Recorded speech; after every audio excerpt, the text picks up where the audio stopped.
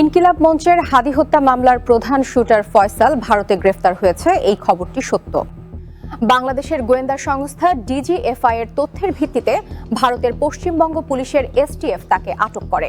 তবে সোশ্যাল মিডিয়ায় ছড়ানো গ্রেফতারের ছবি ও ভিডিও আসল নয়। ফ্যাক্ট চেকে দেখা গেছে সেগুলো এআই দিয়ে তৈরি কন্টেন্ট। ভারতীয় পুলিশ এখন পর্যন্ত কোনো ছবি বা ভিডিও প্রকাশ করেনি। অর্থাৎ গ্রেফতারের খবর সত্য হলেও ভাইরাল দৃশ্যগুলো ভুয়া। বিস্তারিত জানুন আমাদের প্রতিবেদক রাফিদ হাসানের রিপোর্টে।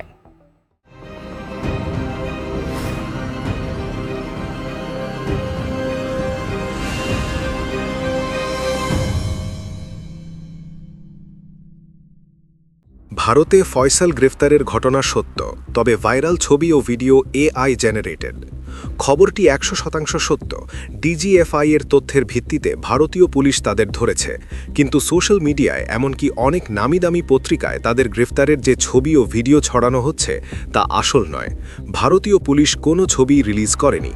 ফ্যাক্ট চেক করে দেখা গেছে আসামিদের গ্রেফতারের এই ভিডিওটি মূলত স্যাশ টিভি নামের একটি সার্কাজম ফেসবুক পেজ থেকে এআই দিয়ে বানানো হয়েছিল, আর ভাইরাল হওয়া ছবিগুলো গুগলের এআই টুল দিয়ে জেনারেট করা। না বুঝে দেশের প্রথম সারির অনেক গণমাধ্যমও এআই এর এই ফাঁদে পা দিয়ে আসল ছবি ভেবে ছেপে দিয়েছে। গ্রেফতারের ছবিগুলো ভুয়া হলেও আসামিদের গ্রেফতারের খবরটি শতভাগ সত্য। গত 12 ডিসেম্বর পল্টনের শরীফ ওসমান বিন হাদিকে হত্যার পর আসামিরা ভারতে পালিয়ে যায়। সম্প্রতি বাংলাদেশের প্রতিরক্ষা গোয়েন্দা সংস্থা ডিজিএফআই এর সুস্পষ্ট তথ্যের ভিত্তিতে ভারতীয় পশ্চিমবঙ্গ পুলিশের special task force STF Faisal ও আলমগীরকে গ্রেফতার করেছে। কিন্তু ভারতীয় পুলিশ এখনও পর্যন্ত তাদের গ্রেফতারের কোনো ছবি বা ভিডিও গণমাধ্যমে প্রকাশ করেনি।